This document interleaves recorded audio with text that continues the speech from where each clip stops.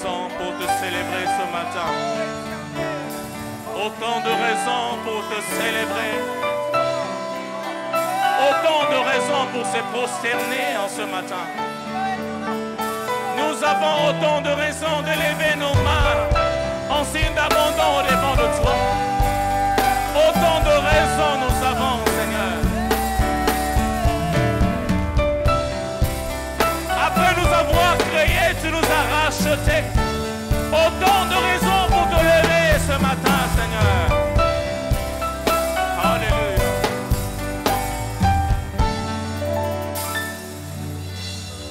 Bénis Dieu, oh mon âme. Oh mon âme. Rends gloire à son saint nom. Chante comme chante.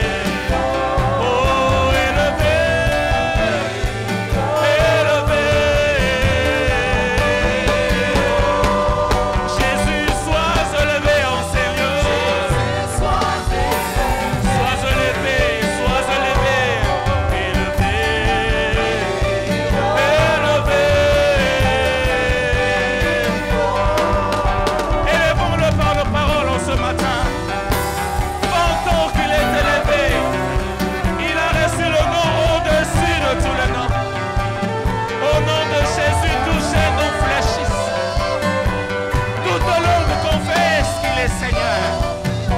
Dans les cieux, sur la terre. Sous la terre. Il est Seigneur. Il est élevé. Il est exalté. Il est magnifié. Il est glorifié. Il est exalté. Rien que son nom.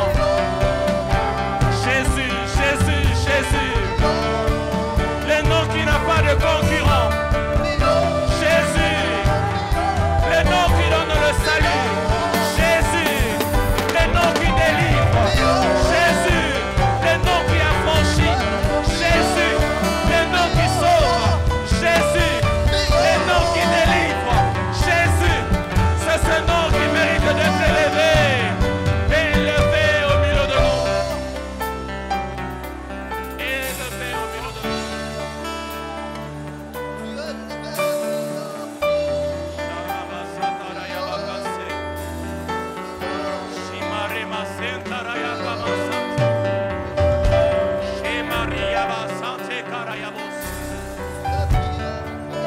Ce n'est plus un serpent de rein que nous élevons ce matin. Ce n'est pas un serpent de rein que nous élevons. C'est Jésus et Jésus seul. Jésus et Jésus seul. Jésus et Jésus seul. Chez Marema Sintaraya Kabase. Dagon n'a pas résisté. Qu'est-ce qui peut te résister en ce matin? Qu'est-ce qui peut résister à Jésus élevé au milieu de son peuple? Chez Marama Sintaraka Ibase.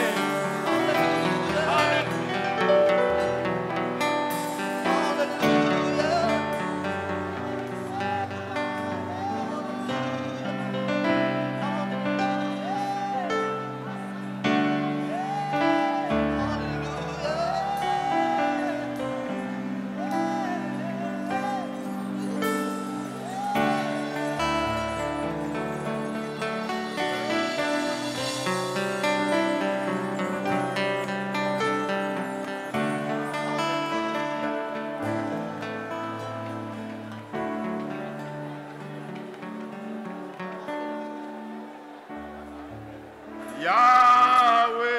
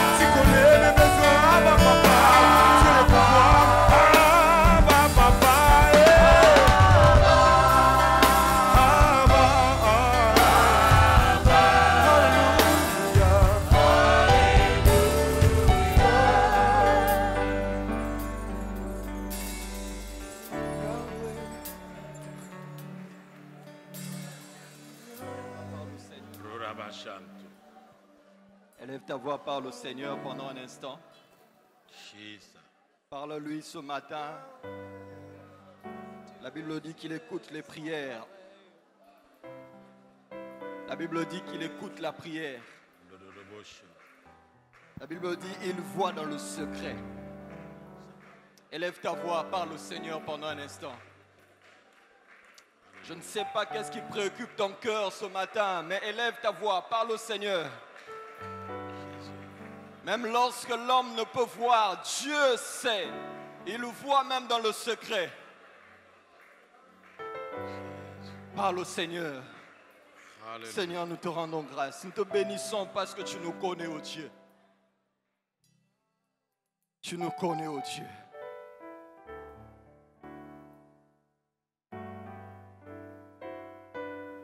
Je lève mes yeux. Je lève mes yeux.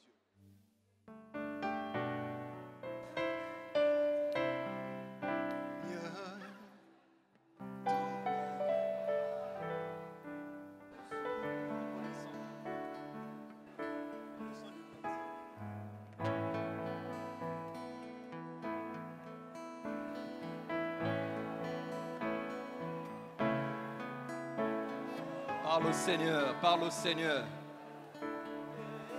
Peut-être que les hommes ne t'écoutent pas, mais Dieu peut t'écouter.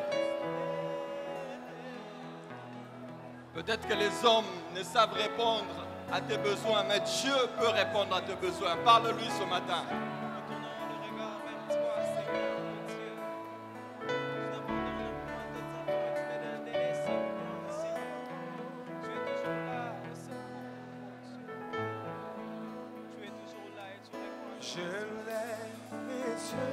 Lève tes yeux vers l'Éternel ce matin. D'où viendra ton secours? D'où me viendra le secours? Nous avons besoin de toi ce matin, Seigneur.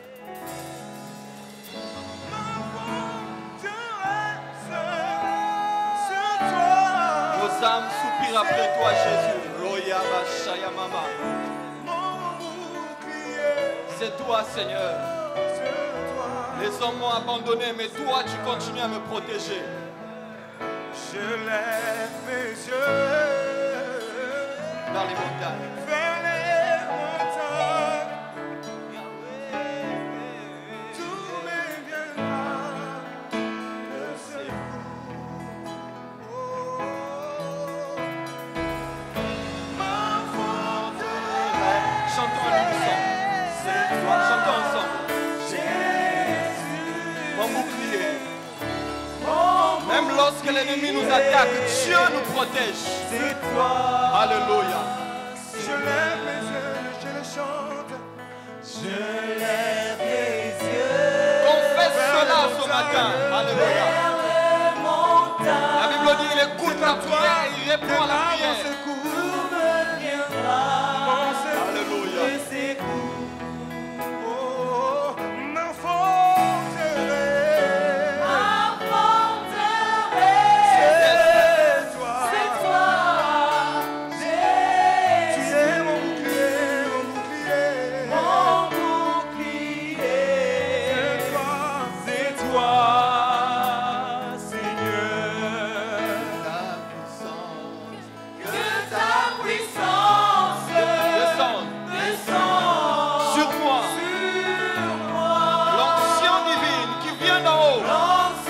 Alléluia. Alléluia. Comble mon cœur. Que ta puissance descende ce matin sur moi. L'onction divine. L'onction divine. Comble mon cœur. Pour t'adorer. On y va. Pour t'adorer.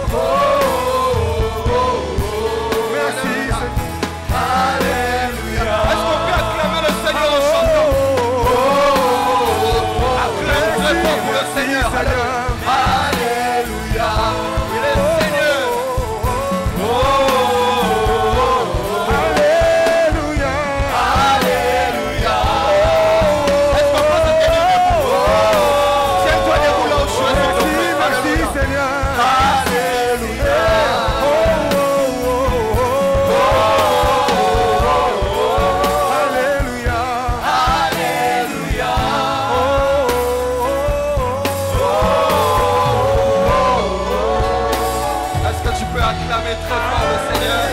Oh, est-ce que tu peux célébrer Jésus? Est-ce que quelqu'un peut-il célébrer le Seigneur? Oh, est-ce que quelqu'un peut-il crier son nom très fort? Alléluia! Oh, il est merveilleux ce Dieu! Alléluia! Alléluia!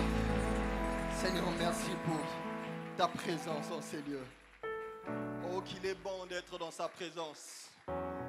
Oh, qu'il est merveilleux d'être dans sa présence. Seigneur, nous te bénissons. Nous te rendons grâce. Dans le nom de Jésus. Amen. Alléluia. Est-ce que quelqu'un est-il heureux d'être là ce matin? Alléluia. Est-ce qu'on peut acclamer encore le Seigneur une fois de plus?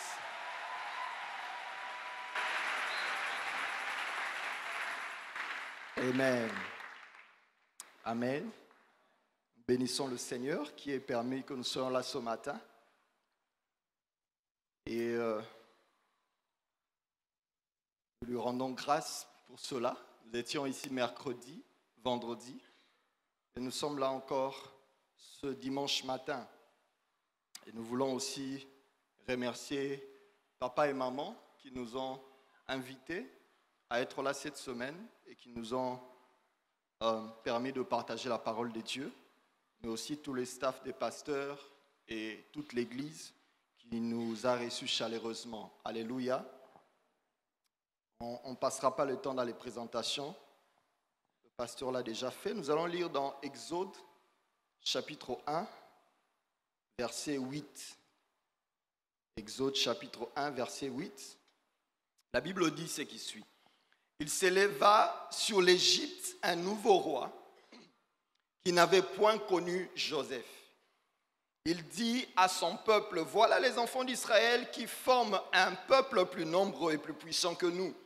Allons, montrons-nous habiles à son égard, empêchons qu'il ne s'accroisse et qu'il survienne une guerre, et que s'il survient une guerre, il se joigne à nos ennemis pour nous combattre et sortir ensuite du pays. Et l'on établit sur lui des chefs de corvée afin de les accabler des travaux pénibles. C'est ainsi qu'il bâtit des villes de Pithom et de Ramsès pour servir de magasins à Pharaon.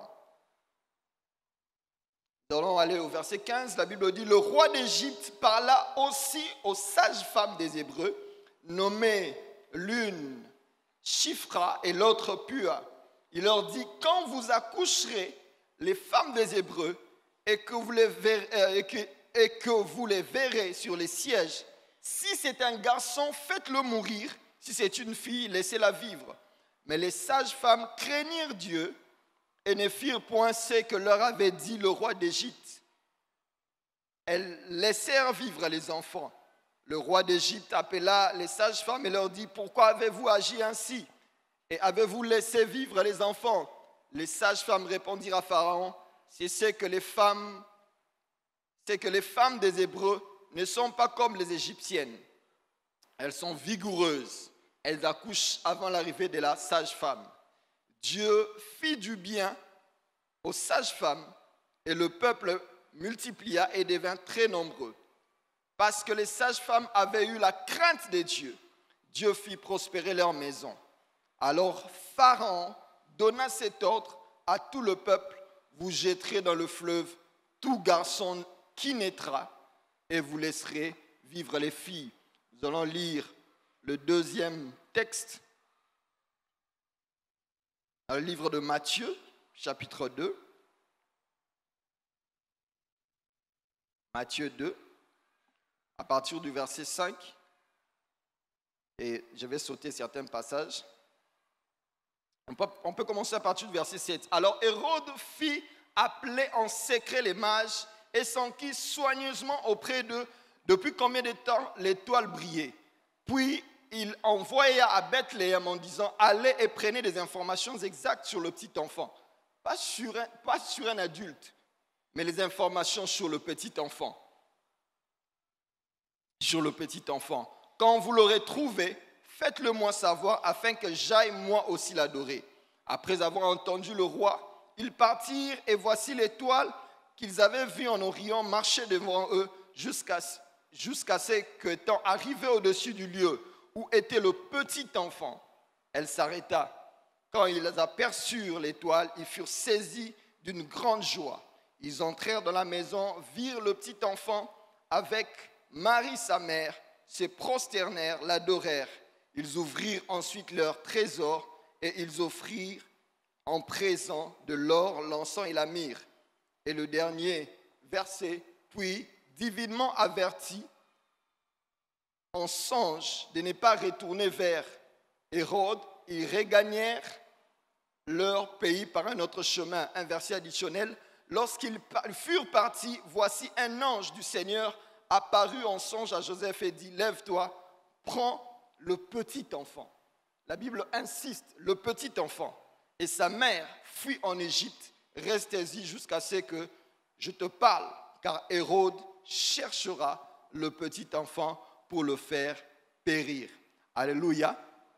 Alléluia. Vous savez, lorsque vous lisez les Écritures, vous allez vous rendre compte d'une chose, c'est que Dieu parlant à Jérémie, il explique, le jour où il se révèle à lui, il explique que avant qu'il ne vienne sur la terre et qu'il devienne un homme formé de chair et de sang, Dieu avait placé un plan merveilleux sur sa vie. Dieu l'avait établi dans une position de prophète et toute sa vie était bien préparée par Dieu. Ainsi donc, la naissance de Jérémie n'était pas le fruit d'un hasard, mais était l'accomplissement, le début même des plans de Dieu dans sa vie sur la terre. Elle était le début sur la terre, mais elle était déjà dans l'éternité. Ainsi donc, le fait, ton existence matérielle sur la terre n'est que la conséquence de ce que tu as d'abord été dans les plans de Dieu. Je ne sais pas si quelqu'un est en train de me comprendre. Ainsi, ce que tu es aujourd'hui, c'est d'abord ce que Dieu veut pour toi. Les moments, les circonstances de ta vie ne déterminent pas ce que tu seras demain, mais ta vie est déterminée par ce que Dieu a voulu et Dieu veut pour toi. Ainsi, dans la vie d'un homme, il y a deux choses. Il y a ce qu'on appelle la réalité, c'est ce que les gens voient de toi. Je suis là en costume bleu, les gens te voient, c'est ce que tu es. C'est ça la réalité de ta vie. Mais la vérité, c'est ce que Dieu dit de toi. Je ne sais pas si je parle à quelqu'un ce matin. Tu peux être pauvre, mais si Dieu t'a destiné à la grandeur, tôt ou tard, ces choses arriveront. C'est pourquoi bien souvent, les gens peuvent te regarder aujourd'hui et te minimiser, mais plus tard, lorsqu'ils verront ce que Dieu aura fait dans ta vie, ils seront étonnés. Parce qu'eux regardent à la chair, à ce qui frappe l'œil, alors que Dieu regarde au cœur, selon ce qu'il a prévu pour toi. Comme on a dit, Dieu a des projets de paix pour chacun de nous, tels que nous sommes là. Même si tu ne le sais pas, je t'apprends ce matin, la Bible présente cela clairement, que Dieu nous aime et il a des plans merveilleux pour nous.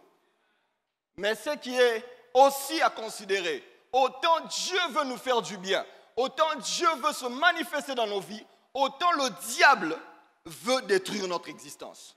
Le diable est l'ennemi de notre bonheur. Le diable n'aime pas que les plans de Dieu s'accomplissent. Et dans sa manière de procéder dans nos vies, il s'y prend de multiples manières.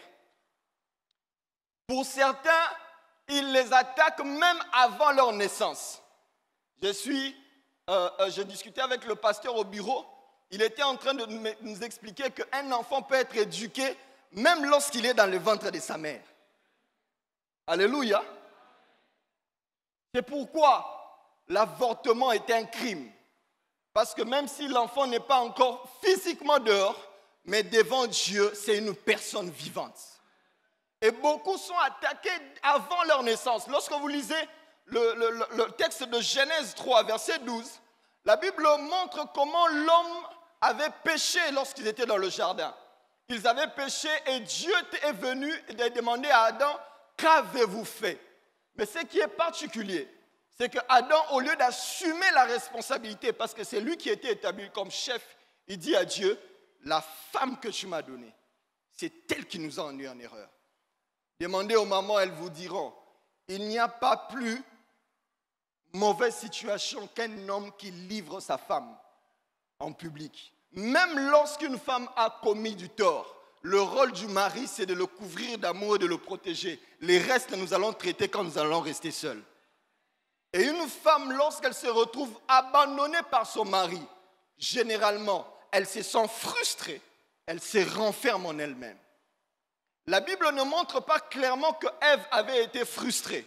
Mais lorsque vous regardez le premier fils qui est sorti de lui, vous allez sentir que quelque chose s'était opéré dans la vie de Ève dès cet instant-là. Caïn est né frustré dans son âme. La preuve, le crime a commencé par lui. D'où est venu ce crime? C'est la frustration que sa mère avait ressentie du fait d'être abandonnée par son mari. Bien-aimés, faites attention aux actions que vous posez dans le présent. Elles constituent une sémence en vous qui peut détruire ou bénir vos enfants. Je ne sais pas si je parle à quelqu'un. Il est prouvé qu'un enfant qui n'a même pas encore vu un enfant qui est né orphelin de père ou de mère, lorsqu'il grandira, naturellement, il va commencer à développer les attitudes de son père, même s'il ne l'a pas vu. Je ne sais pas si je parle à quelqu'un.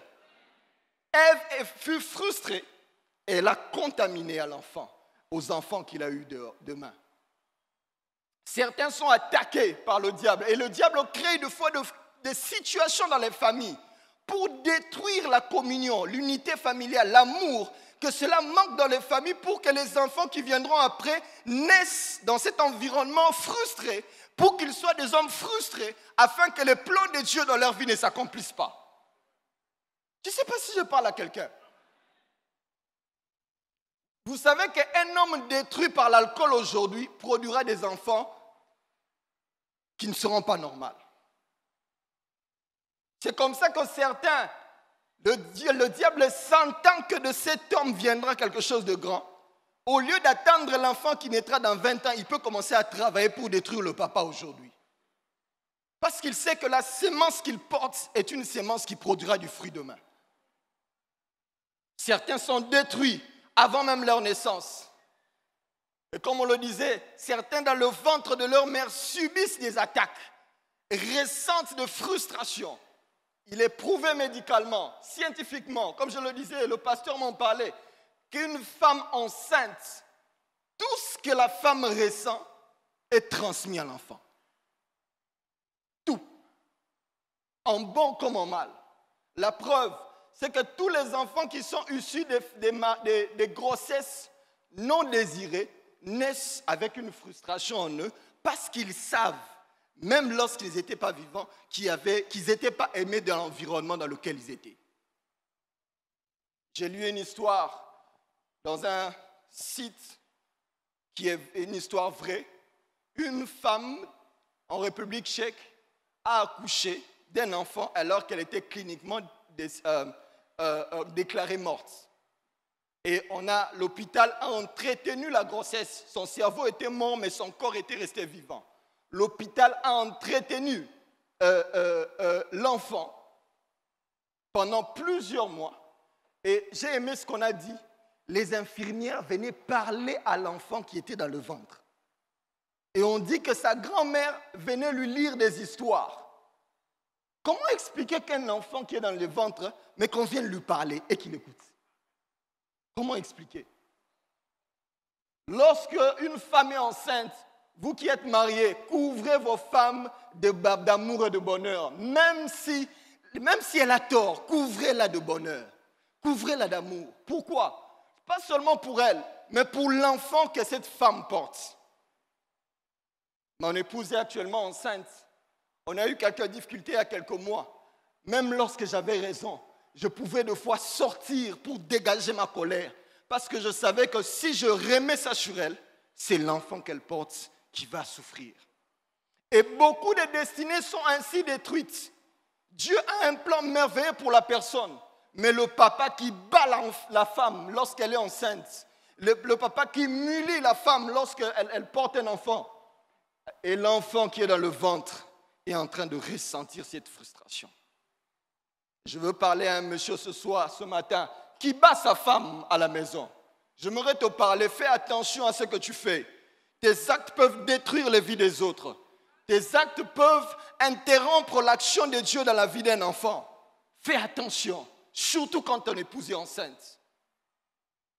Tu risques de devenir ennemi de Dieu en combattant l'action de Dieu dans la vie de cet enfant.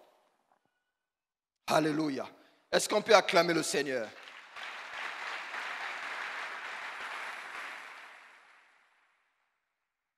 Certains, le diable, les rate lorsqu'ils sont dans le ventre de leur mère. Mais lorsqu'ils sont enfants, ils ne manquent pas, ils cherchent à les tuer, à les détruire. Ce sont le sens des deux textes que nous avons lus quand j'ai commencé. Comment expliquer que la naissance d'un enfant crée le trouble dans un royaume? Comment expliquer? C'est pourquoi j'aimerais dire, la grandeur qui est en toi ne dépend pas de ce que tu es maintenant. Je le disais tout à l'heure. La grandeur qui est en toi dépend de ce que Dieu a placé en toi. C'est pourquoi même quand tu es bébé, tu fais trembler le monde des ténèbres. Même quand tu n'as rien, l'enfer tremble, non à cause de ce que tu possèdes, mais à cause de ce que tu es, selon Dieu. C'est pourquoi ne vous laissez pas trembler par ce que les gens disent sur vous. Il faut par contre rester dans la présence de Dieu, contempler la présence de Dieu afin de connaître ce que vous êtes dans les plans de Dieu. Alléluia. Je t'assure, si tu connais ce que tu es en Dieu, en Jésus-Christ, les situations ne vont pas te faire trembler. Les dires des gens ne vont pas te détruire. Parce que tu sauras, comme David pouvait dire, je suis une créature si merveilleuse. Il ne le dit pas en fonction de ce qu'il avait, mais il le disait parce qu'il savait ce qu'il était en Dieu. Beaucoup des enfants sont détruits dans leur enfance. Le temps me manquerait de parler d'éducation de fer que certains reçoivent. Vous savez, en tant que pasteur, il nous arrive de parler avec des gens qui ont des problèmes et de fois nous remarquons que la plupart, c'est mon cas par exemple, que la plupart des problèmes que les gens, beaucoup, comme je n'ai pas de statistiques claires, je serai humble, beaucoup de problèmes que les gens ont à l'âge adulte tirent leur source dans leur enfance. Alléluia. Beaucoup de problèmes de complexes d'infériorité que les gens ont tirent leur source dans leur enfance. Je parlais avec un monsieur de plus de 50 ans qui me racontait comment son père lui disait, toi tu n'iras pas de l'avant. Oui, dans des familles, il y a des familles comme ça, où le père bénit certains enfants, ou à d'autres, il prononce des paroles de malédiction. Et ces paroles ont hanté cette personne durant toute son enfance. Et même quand il évoluait, il faut comme si, qu'à chaque fois qu'il a comme tout le temps besoin comme de reconnaissance des autres pour se sentir capable de faire des choses.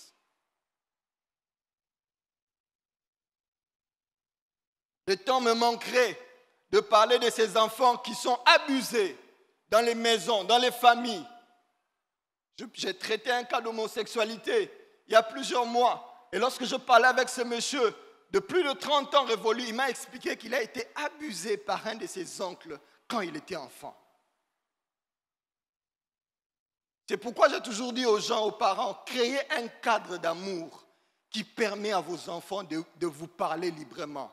Ne soyez pas toujours comme un militaire dans la famille.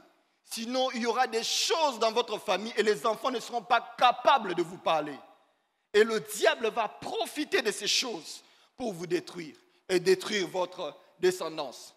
Le diable a combattu Moïse, qui n'était qu'un enfant. Il a combattu. La Bible parle de Jésus comme un enfant. Le petit enfant. Parce qu'il ne regardait pas le petit enfant, mais il regardait la destinée glorieuse qui était sur l'enfant. Je ne sais pas si je parle à quelqu'un ce matin. Il y a des enfants, quand vous le regardez, vous sentez que cet enfant ira loin. Vous n'avez aucune évidence, mais quand vous le regardez, vous sentez qu'il ira loin. Mon fils est né à 8 ans. Il y a quelques mois, l'année passée, alors que je priais, j'ai eu une vision sur lui. clair où le Seigneur me disait, encadre bien cet enfant, investis-toi en lui, tu verras ce qu'il deviendra. Je n'avais aucune évidence matérielle, mais je savais que Dieu l'appelait à quelque chose de grand. Et le diable, sachant, le diable ne sait pas tout, il n'est pas omniscient, mais il peut sentir quelque chose autour de certaines personnes. C'est comme ça que Hérode n'a pas pu localiser Jésus. Les démons n'ont pas pu localiser Jésus. Il était là, mais ils n'ont pas pu le localiser. En Égypte, Moïse était là, ils n'ont pas pu le localiser. Ils ont dû comme ça sacrifier des centaines et des centaines d'enfants, juste pour tuer un seul. C'est pourquoi même quand les situations ne marchent pas, n'aie pas peur, Dieu est au contrôle de tout. Et je parle à quelqu'un ce matin. Dieu est au contrôle de tout. Même quand tu penses, même quand les hommes pensent que c'est le chaos, Dieu est au contrôle de ta vie. Je parle de toi individuellement. Dieu est au contrôle. Même quand les gens pensent que tu as échoué, non, Dieu est au contrôle. Le diable n'est pas omniscient. C'est pourquoi personnellement, je passe très peu de temps. Je fais de prières d'autorité, mais je passe plus du temps à contempler la gloire de Dieu qu'à chasser les démons. Parce que des fois, on les chasse dans des affaires dans lesquelles il n'est pas. Oui, des fois, on les chasse dans les affaires dans lesquelles il n'est pas. Lorsque vous lisez le texte, vous lisez l'histoire de Paul, vous verrez que dans le livre, des Actes des Apôtres, chapitre 16, il y a un endroit où il dit, nous avons voulu aller dans une ville et l'Esprit de Jésus nous a interdit d'entrer dans la ville. Donc il y a des oppositions qui viennent de Dieu, pas des démons. C'est pourquoi plus tu contemples la gloire de Dieu, plus tu seras transformé. Même quand les gens verront obstacle, toi tu es calme.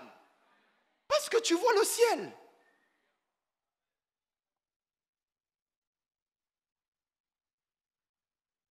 Le diable cause des morts prématurées dans certaines familles pour que certains enfants deviennent orphelins très tôt et qu'ils développent des blessures intérieures.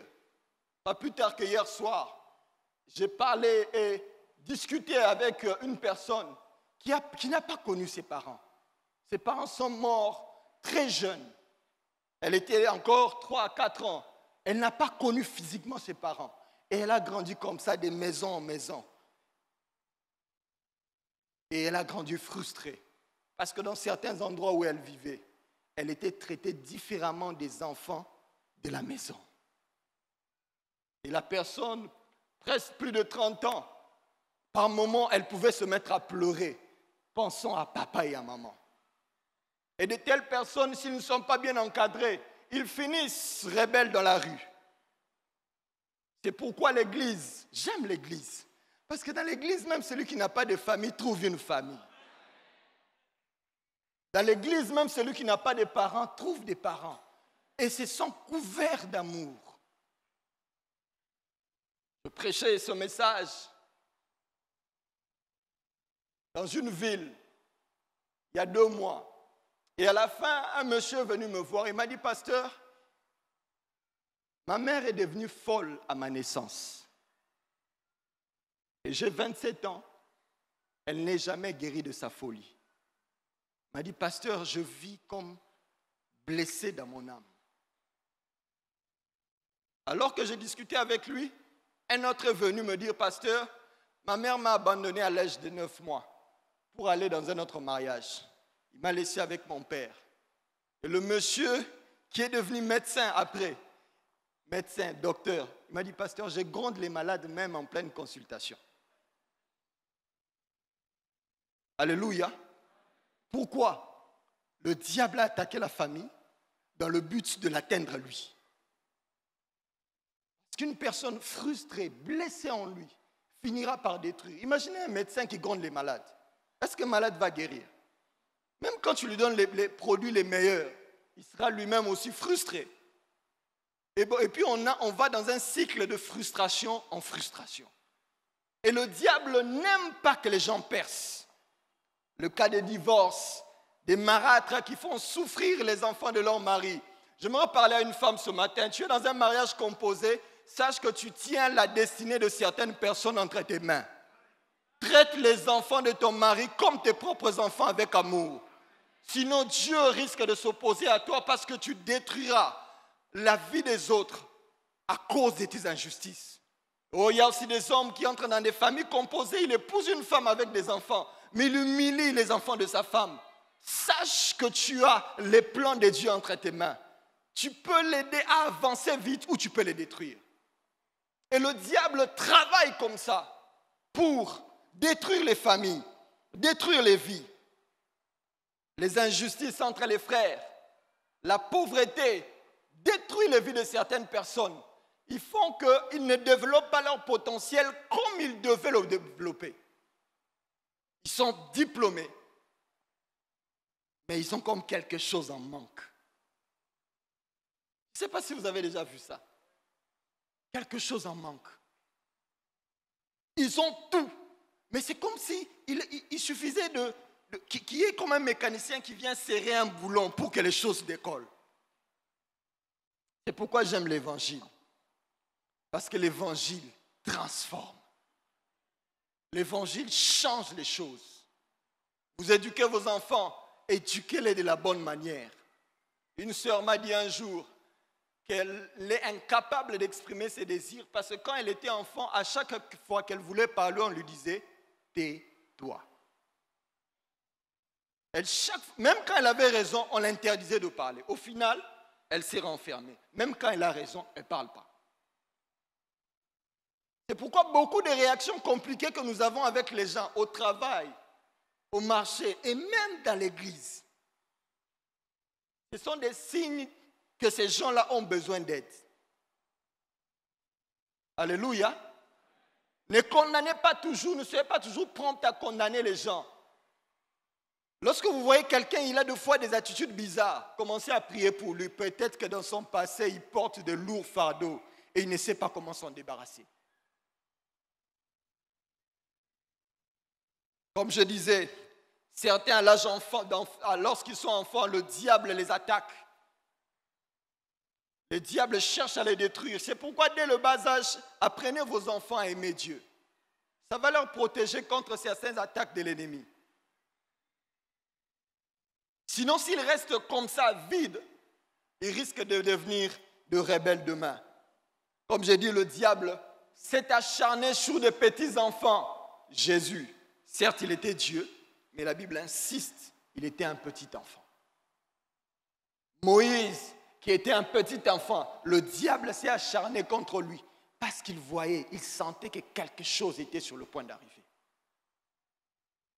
Nombreux, au lieu de compter sur Dieu, ont des âmes perturbées par la culpabilité d'un péché. Vous savez, il y a des gens qui, il commet une erreur, les autres le pardonnent, Dieu le pardonne, mais lui-même, il est incapable de se pardonner. Incapable de se pardonner. La culpabilité est en train de le ronger.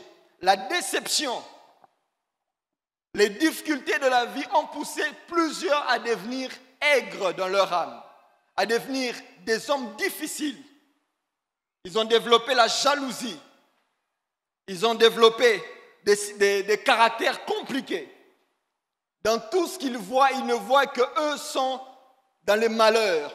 Lorsque les autres avancent, il est aigre, non naturellement, mais à cause du fait qu'il est dans les manques. Vous savez, la sorcellerie se développe plus vite dans un milieu où il y a une forte pauvreté. J'ai grandi dans cette ville, même quand les mouvements de réveil étaient très forts, on parlait très peu de sorcellerie comme on en parle aujourd'hui. C'est-à-dire que la pauvreté a comme activé les mauvais cœurs des gens. C'est pourquoi nous devons prier pour que ce pays se relève. Alléluia. Que les gens aient ne fût-ce que de quoi manger, de quoi boire.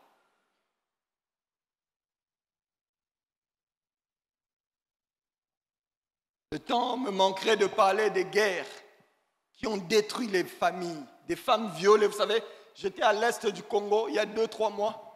J'étais choqué par ce qui s'est passé là-bas. Les guerres qui détruisent les vies.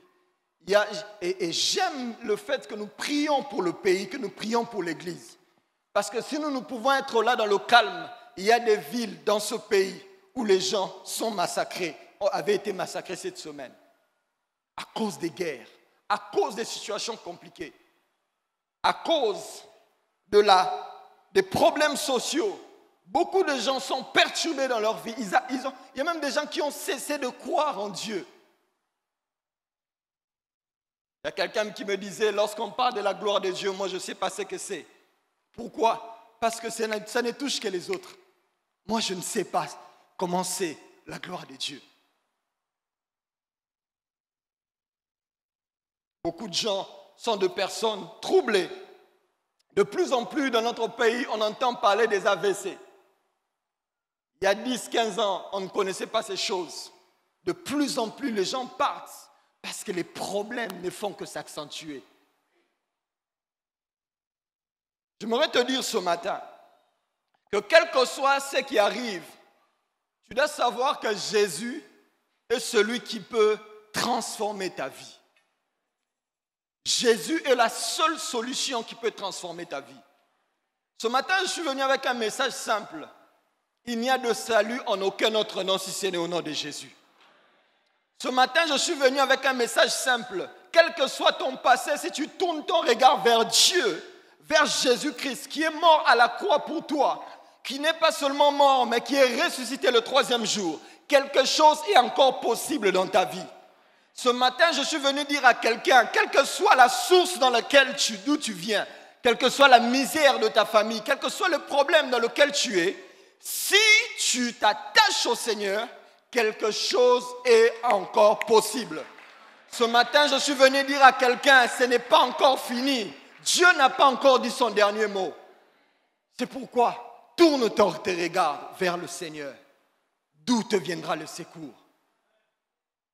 Vers qui tu te tournes? Vers tes diplômes? Vers tes compétences? Vers la force physique que tu as? Il y a des choses que la médecine ne peut pas soigner. Il y a des choses que même les psychologues ne peuvent pas changer. Il y a des choses, seule la nouvelle naissance peut transformer. Vous savez, même si ce n'était pas pour le ciel, même si on devait vivre toute la vie sur la terre, Jésus est quand même important dans la vie des hommes. Je ne sais pas si je parle à quelqu'un. Même si on ne devait pas aller au ciel, même si notre vie devait s'arrêter à ça seulement, Jésus est important. La Bible annonce que dans les derniers jours, que les difficultés vont s'accroître. L'amour de plusieurs va se refroidir et la vie deviendra compliquée. En ce temps dans lequel nous vivons jusqu'au retour de Jésus, si tu n'as pas une vie chrétienne basée sur la foi en Dieu, tu vas commencer à être blessé régulièrement et tu risques même de perdre ta foi. Attache-toi au Seigneur. Je ne sais pas, je voudrais te dire de t'attacher. Je ne parle pas de venir à l'église, non, je dis de t'attacher au Seigneur. L'attachement au Seigneur. Qu'il te donne ou qu'il ne te donne pas, tu es au Seigneur. Les 2 pieds en Jésus. Je ne sais pas si je parle à quelqu'un ce matin. Vous savez, le fait d'être chrétien ne nous donne pas seulement des bénéfices matériels. Et d'ailleurs, quelles que soient les raisons qui t'ont amené au Seigneur, parce que certains viennent parce qu'ils sont malades, d'autres viennent parce qu'ils ont des problèmes, mais je peux te rassurer, au bout d'un moment, ta communion avec Dieu doit devenir l'amour de Dieu. Les matériels doivent rester ailleurs. Parce que ce qui est sûr, les matériels, les hommes peuvent te les donner, mais la paix du cœur, seul Dieu peut te le donner. J'aimerais ce matin t'appeler simplement à te retourner vers Dieu. Quels que soient les soucis que tu as, quel que soit le poids que tu portes, quelle que soit la difficulté dans laquelle tu es, de retourner au Seigneur. Car lui seul peut te relever de tes difficultés. Lui seul peut transformer ton problème. Les millionnaires se suicident. Si ce n'était que l'argent qui donnait la paix, certains seraient les hommes les plus heureux sur terre. Mais malgré leurs millions, ils n'ont pas cette paix. Seul Jésus peut l'accorder. Et j'aimerais, avant de terminer, dire à quelqu'un, peut-être que tu portes un lourd fardeau, peut-être que tu as été blessé par les circonstances de la vie.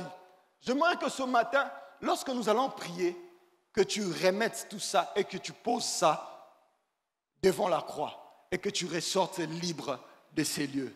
La Bible dit, Jésus pouvait dire, venez à moi, vous tous qui êtes chargés et fatigués, je vous donnerai du repos. Prenez mon joug qui est léger. J'aimerais ce matin quelqu'un qui a un joug et qui veut prier avec moi pour donner ça au Seigneur et prendre le joug léger du Seigneur.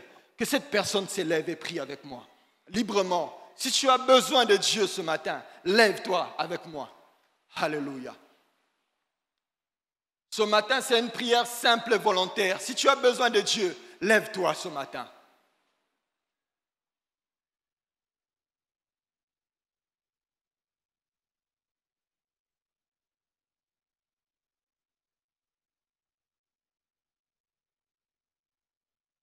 Maintenant que tu es debout, commence à parler au Seigneur. Comme je l'ai dit, les plans du diable contre ta vie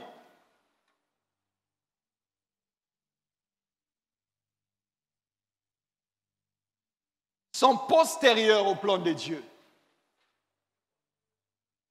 Je le dirai autrement, ce que Dieu a prévu de faire dans ta vie est venu avant le diable.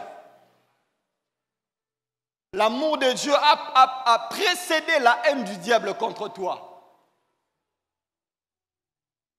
Et quel que soit ce qui arrive, Dieu est capable encore de changer ta vie. Rien n'est encore fini. Peut-être que tu as été blessé dans ta vie, dans ton enfance. Peut-être que tu as été troublé. Dieu peut guérir ton cœur ce matin. Alors que je parle, tu peux déjà élever ta voix et commencer à parler. Peut-être que tu as un poids, une situation qui te trouble. Tu as été l'objet des injustices des hommes. Mais je peux te dire, lève tes yeux vers le Seigneur. Il peut faire quelque chose pour toi. Peut-être que tu es frustré par les circonstances sociales qu'il y a autour de toi. Tu es à bout et tu es sur le point d'abandonner. Je peux te dire, Jésus est encore là pour toi ce matin.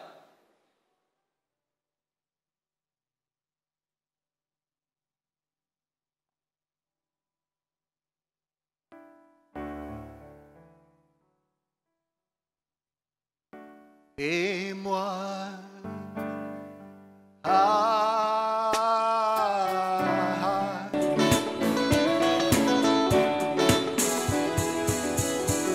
Jésus, demeure.